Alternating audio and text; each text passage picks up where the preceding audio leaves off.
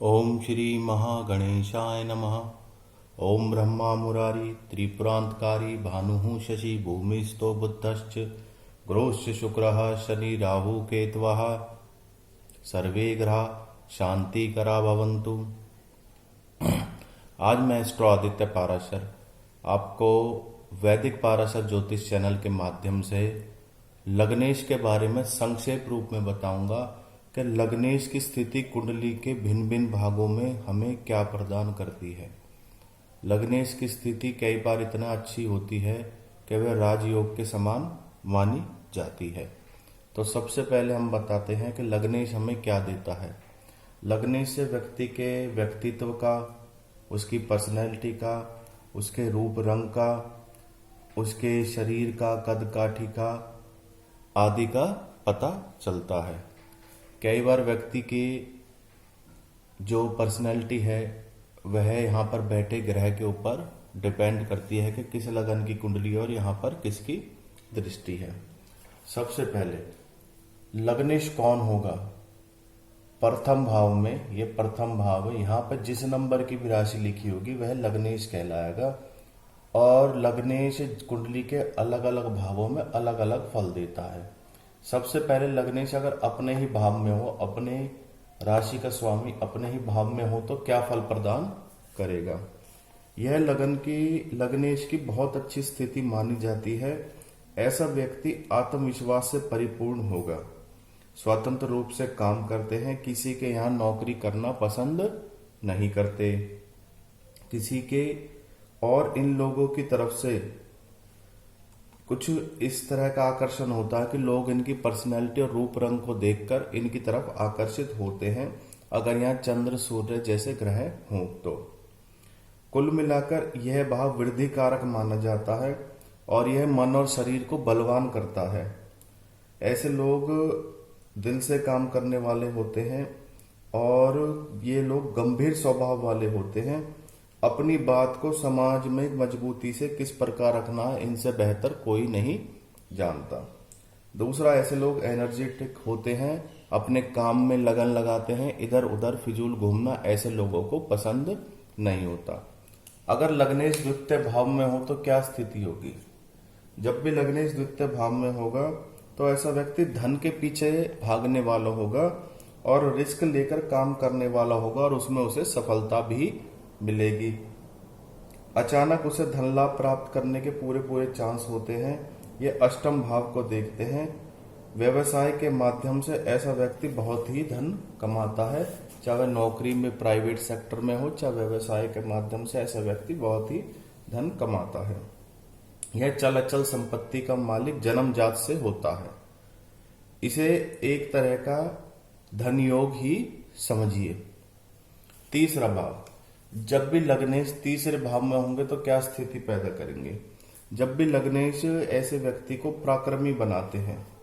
सूर्य मंगल अगर गुरु में से कोई भी हो तो व्यक्ति कर्म योगी होता है और परिश्रमी होता है। कभी भाग्य पर भरोसा नहीं करता परंतु भाग्य फिर भी उसका साथ देता है। ऐसा व्यक्ति कर्म पर विश्वास रखते हैं, अपनी मेहनत पर विश्वास रखते हैं। छोटे भाई बहनों से इनके संबंध अच्छे होते हैं। कुल मिलाकर अगर लगन का स्वामी पराक्रम भाव में हो तो स्थिति अच्छी मानी जाती है। चतुर्भाव यानी सुख का भाव, अगर लग्नेश चतुर्थ भाव में हो, लगन भाव का स्वामी, तो ऐसा व्यक्ति को भूमि भवन वाहन आदि का सुख मिलता है। माता से उसके संबंध अच्छे होते हैं, माता का प्रिय बेटा या बेटी होता है। जन्म से ही बड़े संयुक्त परिवार में जन्म लेता है। परिवार अपने यहाँ का नामी ग्रामी परिवार होता है। अपने जीवन में भूमि भवन और मकान ऐसा व्यक्ति अपने दम पर बना ही लेता है। घर छोड़कर काम करना इन्हें पसंद नहीं है, इसलिए अपने जन्म स्थान पर ही ये धन कमाते हैं। इन्हें घर का माहौल अच्छा मिलता है, प्रॉपर गाइडेंस इनको जीवन में मिलती है। कुंडली का पंचम भाव, पंचम भाव में अगर आपका लग्नेश बैठा हो तो ये समझ लीजिए एक ब्राइट स्टूडेंट का जन्म हुआ, एक पढ़ने वाले छात्र का जन्म हुआ है जो दिमाग से तेज होता है, स्कॉलर होता है। स्कॉलर अर्थात विद्वान। अपने ज्ञान से जुड़कर ही ऐसा व्यक्ति कमाई करता है। वाणी बहुत अच्छी होती है, निर्मल मन का होता है। उच्च शिक्षा प्राप्त करते हैं, ऐसे लोग पीएचडी तक कर लेते हैं और डॉक्टर की उपाधि प्राप्त कर लेते हैं। ऐसे लोग प्रोफेसर, अध्यापक के रूप में या एक स्कूल चलाने का कार्य करते हैं। किसी अच्छे शिक्षा विभाग में किसी अच्छे और ऊंचे पद पर ही ऐसे लोग पैदा होते हैं।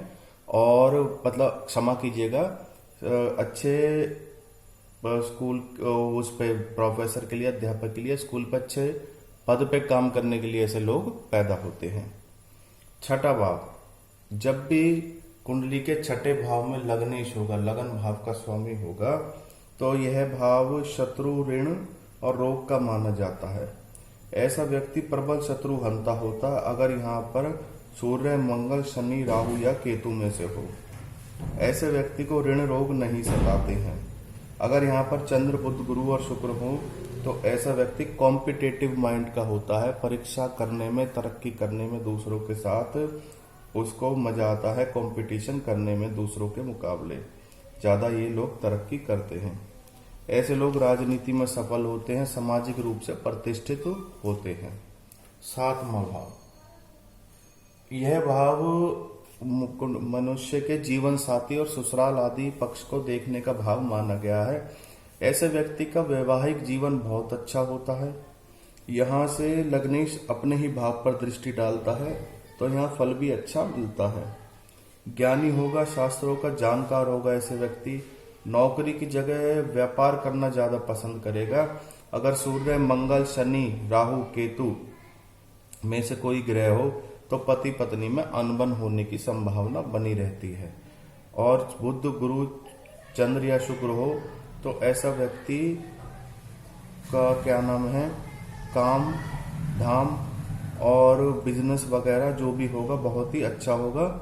और ऐसा व्यक्ति का जो होगा जीवन भोग विलास में बीतेगा। और ऐसा व्यक्ति होगा जो जीवन साथी का साथ निभाने वाला होगा। उसका जीवन साथी उसका साथ देने वाला होगा और एक अच्छा सलाहकार भी होगा। ऐसा व्यक्ति सुलझा हुआ होगा और काफी समझदार होगा।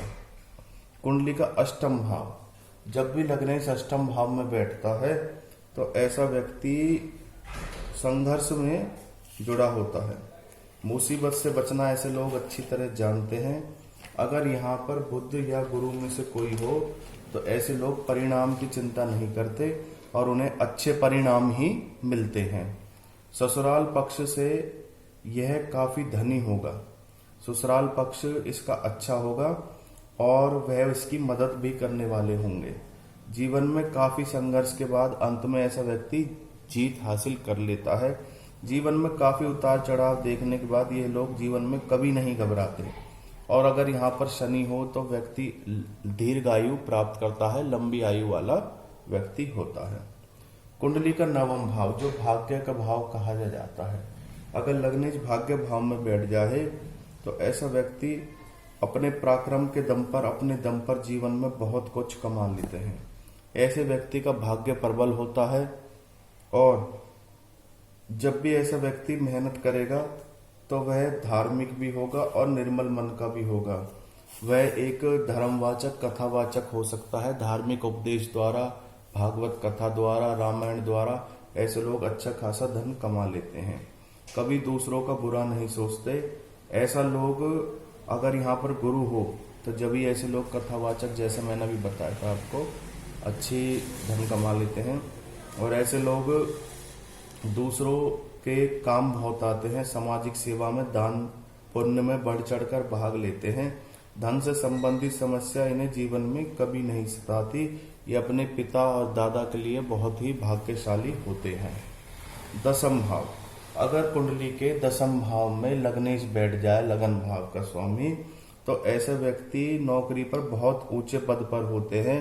जीवन में सब प्रकार के सुख अपने दम पर प्राप्त कर लेते हैं और ऐसे लोगों को अपने परिवार के प्रति समर्पित होते हैं। यह समाज का मुखिया होता, प्रतिष्ठित होता है।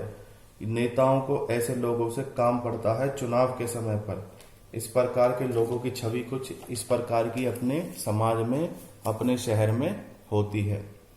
जब भी 11वें भाव में लगन भाव का स्वामी होता है तो यह भी स्थिति काफी अच्छी ही मानी जाती है। ऐसा व्यक्ति ट्रस्ट चलाता है। ऐसे व्यक्ति के अर्निंग साधन बहुत अच्छे होते हैं। बिजनेस में कभी उसे लॉस नहीं होता। सोर्स ऑफ इनकम ऐसे व्यक्ति मल्टीपल बनाता है। तरह तरह के सोर्स ऑफ इनकम होते हैं। ऐसे व्यक्ति के आने वाली पीढ़ी के लिए धन छोड़कर जाता है। अपने द्वारा कमाया होता है जो धन आने वाली पीढ़ी के लिए छोड़ के जाता है। कॉन्फिडेंस लेवल बहुत अच्छा होता है ऐसे व्यक्ति का। ऐसे व्यक्ति अपने धन का प्रयोग दान पुण्य में करना पसंद करते हैं। कुंडली का 12वां भाव। ऐसा व्यक्ति बहुत ही खर्चीला होता है और यह एक सफल व्यक्ति होता है। अगर वह किसी प्रकार का लोन, ऋण या कर्जा किसी से भी लेता है तो उसे अपने दम पर चुका भी देता है और बिजनेस में सफल हो जाता है।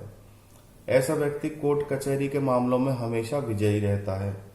एक फाइनेंसर के रूप में ऐसे व्यक्ति की छवि अपने शहर में, अपने एरिया में होती है, बड़े फाइनेंसर के रूप में।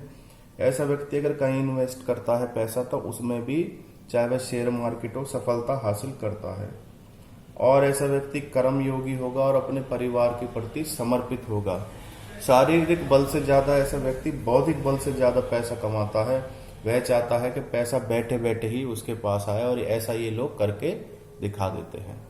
आज मैंने आपको लग्नेश के बारे में बताया कि लग्नेश की स्थिति कुंडली के अन्य भावों में कैसी होती है और किस प्रकार की होती है, यह संक्षेप रूप में बताया। ज्योतिष से संबंधित किसी भी प्रकार की समस्या के लिए आप मेरे से संपर्क कर सकते हैं। मेरा मोबाइल नंबर यहाँ पे स्क्रीन पे ऊपर दिया हुआ है। और कृपया मेरे चैनल को सब्सक्राइब करें, मेरा उत्साह बढ़ाते रहें। मेरे चैनल का नाम वैदिक पाराशर ज्योतिष है। आपका दिन शुभ रहे।